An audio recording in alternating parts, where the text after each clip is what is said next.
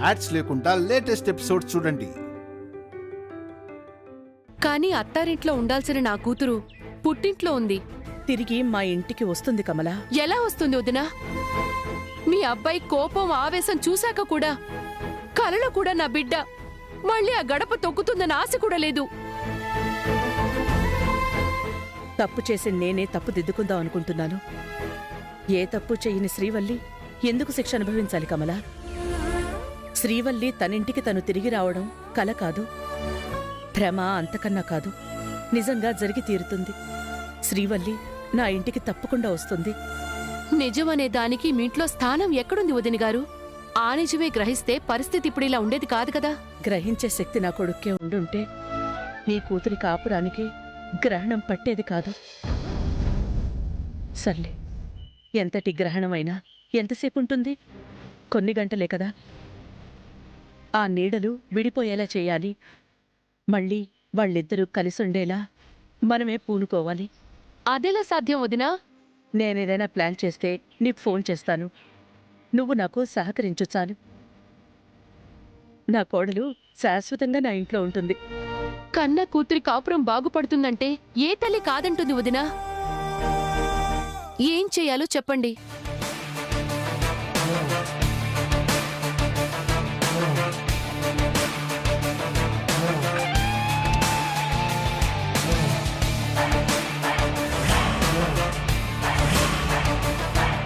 ఏమంటావు కమలా? అంతా బానే ఉంది కానీ మనం అనుకున్నది అనుకున్నట్టు జరుగుతుందంటారా వదినా? వల్లి వస్తుందంటారా? ఏం చేస్తావో ఎలా చేస్తావో నాకు తెలీదు. శ్రీవల్లిని ఎలాగైనా నా దగ్గరకొచ్చేలా చూడు. ఆ తర్వాత కథ నేను నడిపిస్తాను. అలాగే వదిన గారు, త్వరగా నడుం విరగొట్టుకోండి.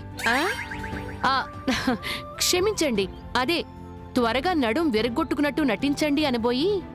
సరే, ఏదో ఒకట్లే. నేను ఆ పనిలో ఉంటాను, నువ్వు నీ పనిలో ఉండు. వస్తాను వదిన గారు. కమలా, నా కోడలు జాగ్రత్త. కాస్త జాగ్రత్తగా చూసుకో.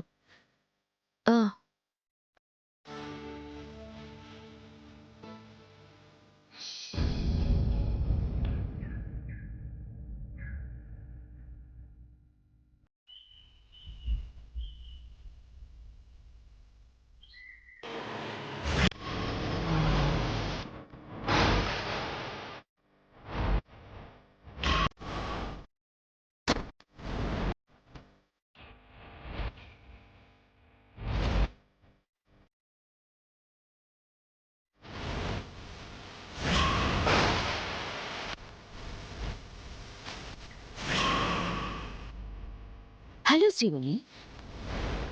అవును, ఇప్పుడు నేను బస్తీ శ్రీవల్లి అనాలా, బంగ్లా శ్రీవల్లి అనాలా?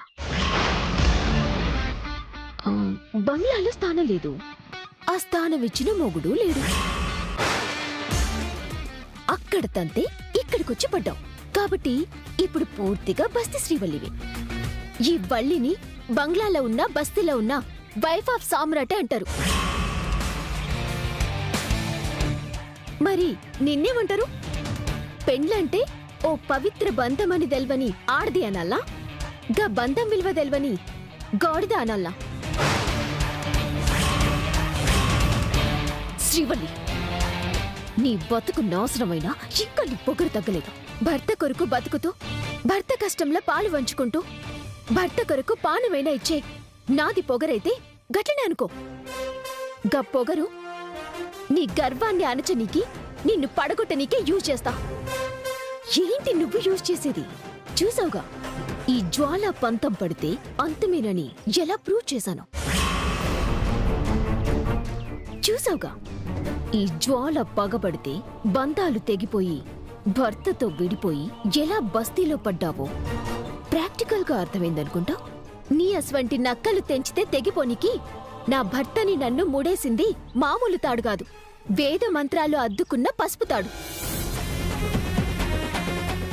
గీ మాంగల్యం రామబాణం కన్నా బలమైంది, విష్ణు చక్రం కన్నా విలువైంది.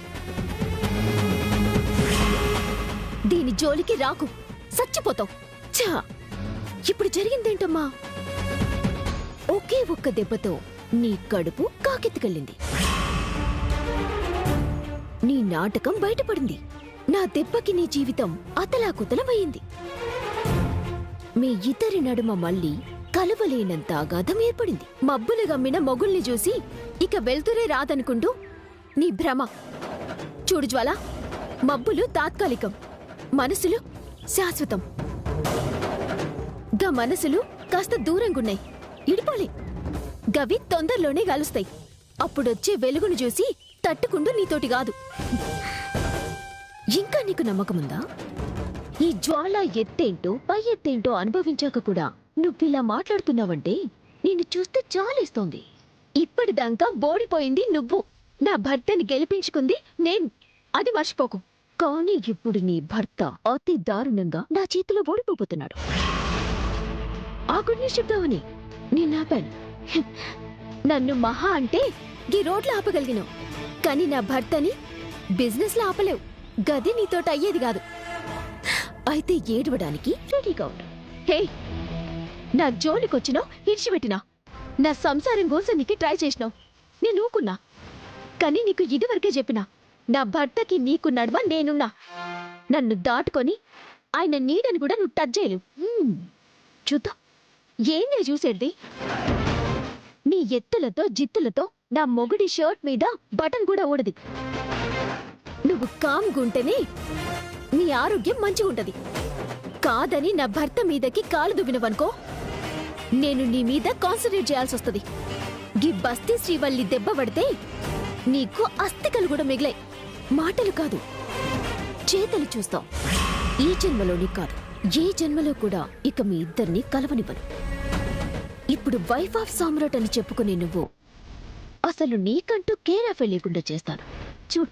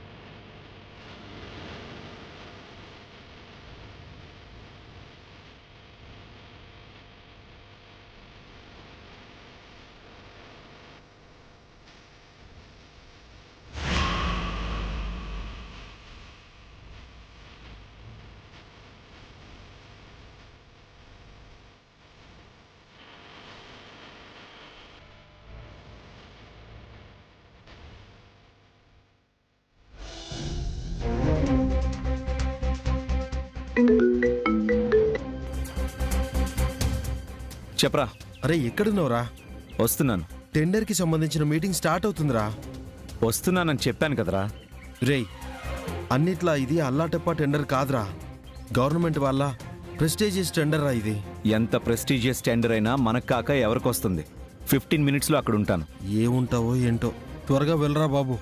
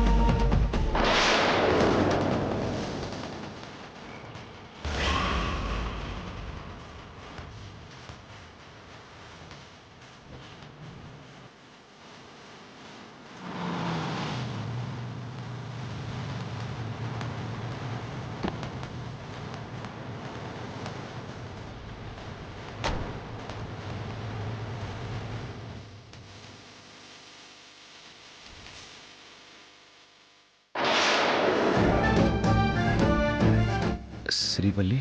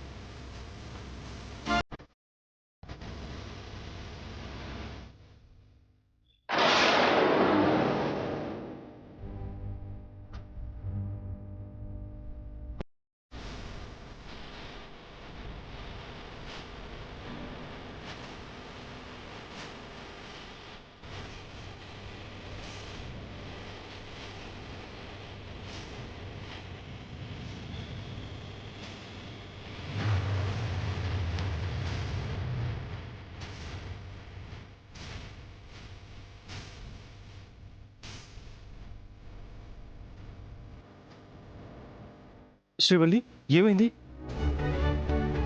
రోడ్లో నడిచొస్తూ పడిపోయింది. కాస్త జాగ్రత్తగా చూసుకోవచ్చు కదా. సారీ బావగారు. షటప్! ఎవర్రా నీకు బావా? నోరు జారద్దు. వల్లి నాకు చెల్లెలైతే మీరు నాకు బావగారు కదా బావగారు. ఏయ్, తను నీకు చెల్లెలు కావచ్చు, కానీ నీ చెల్లి నాకు భార్య కాదు. ఆ బంధం తెగిపోయి 24 గంటలైంది. అలాంటప్పుడు దారిని పోయే నా చెల్లి స్పృహతోపి పడిపోతే వదిలేసి వెళ్ళిపోవాల్సిందిగా. ఎందుకు నీళ్లు చెల్లి సాయం చేశారు? ఏ బంధం ఉందో చేశారు? లుక్, రోడ్లో వెళ్తుంటే హెడ్లైట్ వెలుగుతుందని స్టాండ్ తీయమని చెప్తాం. అంత మాత్రాన వాడికి మనకి బంధం ఉన్నట్ట? అది జాలితో చేసే మాట సాయం అంతే. నీ చెల్లి కూడా నా దృష్టిలో అంతే.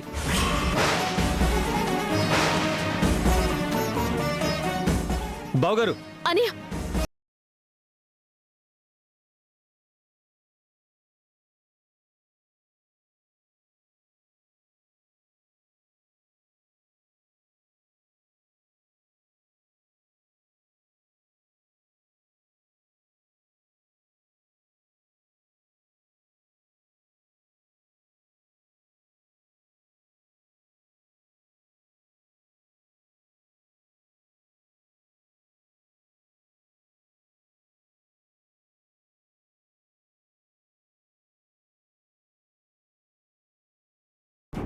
సార్, ఒకసారి ఈ ఫైల్ చూడండి.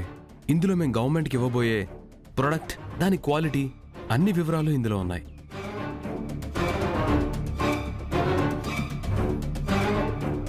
Good morning sir. Good morning Samrat. Come, కూర్చోండి. Sorry for the delay. Traffic కొంచెం ఎక్కువగా ఉంది. It's okay, please be seated.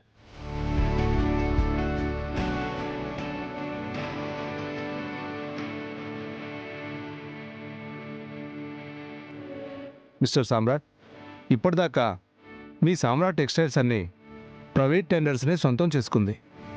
మీరు ప్రోడక్ట్ సప్లై చేసినవన్నీ ప్రైవేట్ కంపెనీలకే. బట్ ఈసారి గవర్నమెంట్ కాంట్రాక్టు మీకు రాబోతుంది. Thank you sir.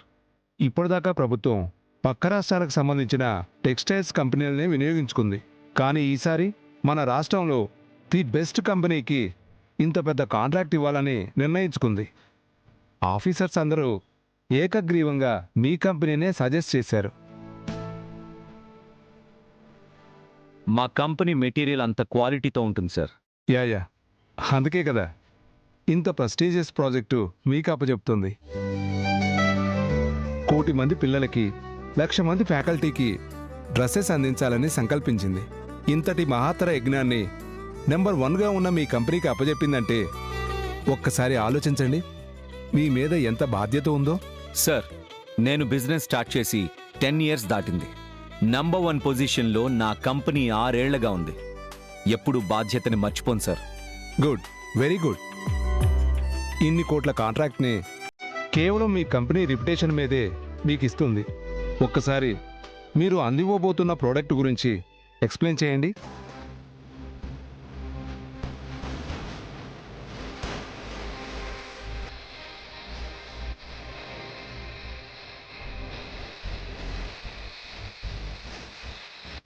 సార్, మనం అందించే డ్రెస్సెస్ 3 మెజర్మెంట్స్లో ఉంటాయి. వాటికి సంబంధించిన ఫ్యాబ్రిక్ అంతా మన రాష్ట్రంలో నుంచే కొనుగోలు చేస్తాం.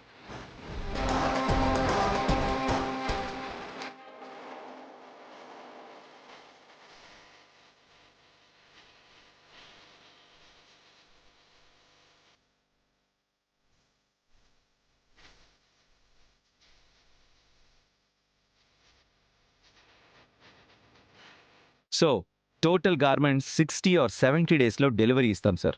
నైస్. మీ ప్లానింగ్ ప్రాసెసింగ్ గుడ్. మీరు ఓకే అంటే ఫార్మాలిటీస్ కంప్లీట్ చేద్దాం. నో అని అనగలమా సార్? ఇది మాకు బిగ్ అచీవ్మెంట్ సార్. మా కంపెనీ మలుపు తిరిగేందుకు దోహదపడే ఆపర్చునిటీ సార్ ఇది. నన్ను, నా కంపెనీని నమ్మి ఇంతటి బాధ్యతని అప్పగిస్తున్నందుకు thank you very much sir. Manager,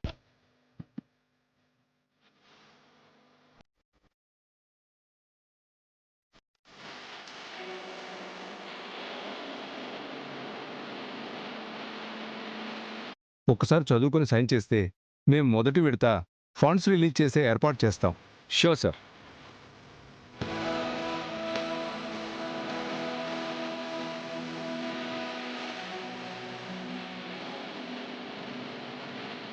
ఒక నిమిషం ఆఫీసర్ గారు.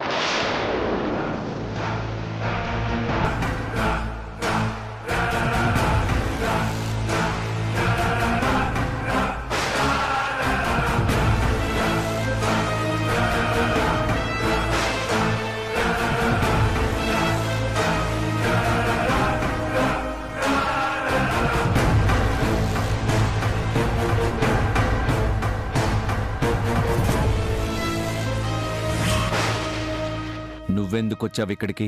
ఎక్స్క్యూజ్ మీ, నేనొచ్చింది నీ ఆఫీస్కి కాదు, గవర్నమెంట్ టెండర్ ఆఫీస్కి.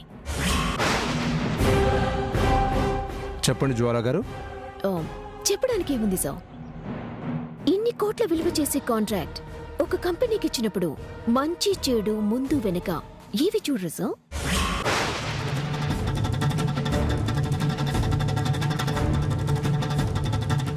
తేరగా ఇచ్చేయడానికి ఇది ప్రైవేట్ కాంట్రాక్ట్ కాదు, సర్కార్ కాంట్రాక్ట్, ప్రజల సొమ్ము. చూసేదేముంది, సామ్రాట్ టెక్స్టైల్స్ అంటే 6 ఏళ్లుగా నెంబర్ 1 స్థానంలో ఉంది. ఈ కంపెనీ సేల్స్, దీని రిప్యుటేషన్స్ అన్నీ పరిగణలోకి తీసుకున్నాకే ప్రభుత్వం ఈ నిర్ణయం తీసుకుంది. పైగా మొదటి స్థానంలో ఉన్న కంపెనీకి ఈ కాంట్రాక్ట్ ఇవ్వాలని ఆర్డర్ ఉంది. చాలా, ఇంకేమన్నా కావాలా? చాలదు సమ్రాట్. ఆఫీసర్స్ చెప్పిన కారణాలు సరిపో.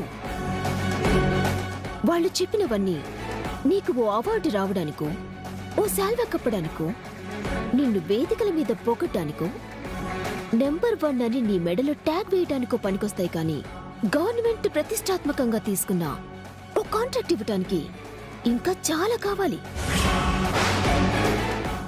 ఏంటవి? సామ్రాట్కి మా కంపెనీకి అన్ని అర్హతలు ఉన్నాయి. అన్ని అర్హతలు ఉన్నాయి, కానీ సామ్రాట్ ఆఫీస్లో, సామ్రాట్ టెక్స్టైల్స్ లో ఎంతమంది మహిళా ఉద్యోగులున్నారు?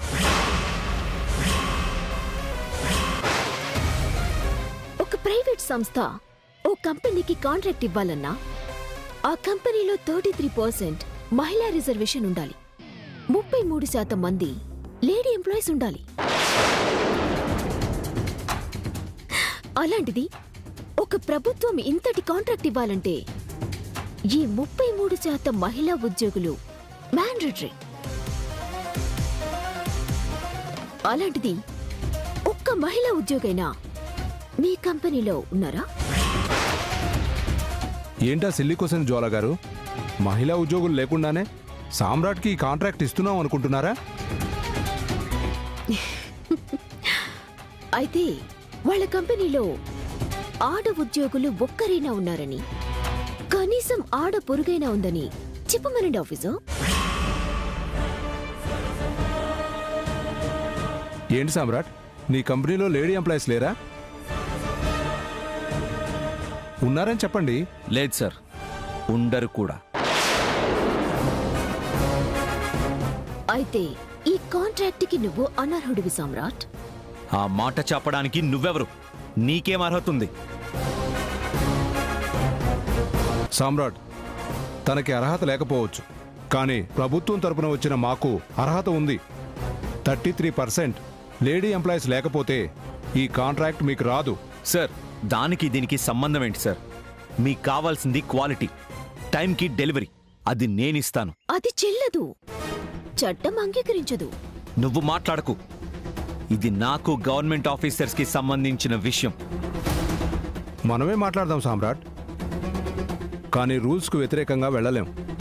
చట్టాన్ని విస్మరించి ఈ కాంట్రాక్ట్ మీకు ఇచ్చి తప్పు చేయలేం. సార్, ఏం మాట్లాడుతున్నారు మీరు? మా స్కిల్, మా company reputation, company brand position చూడరా? అవి చూసే ఇచ్చాం, కానీ మహిళా ఉద్యోగులు లేని కంపెనీ రన్ చేస్తున్నారని తెలియదు.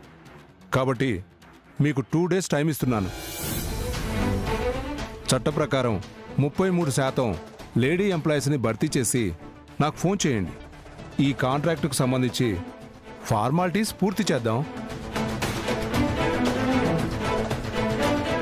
లేదంటే రెండో స్థానంలో ఉన్న జ్వాలా టెక్స్టైల్స్కి ఈ కాంట్రాక్ట్ ఇవ్వాల్సి వస్తుంది.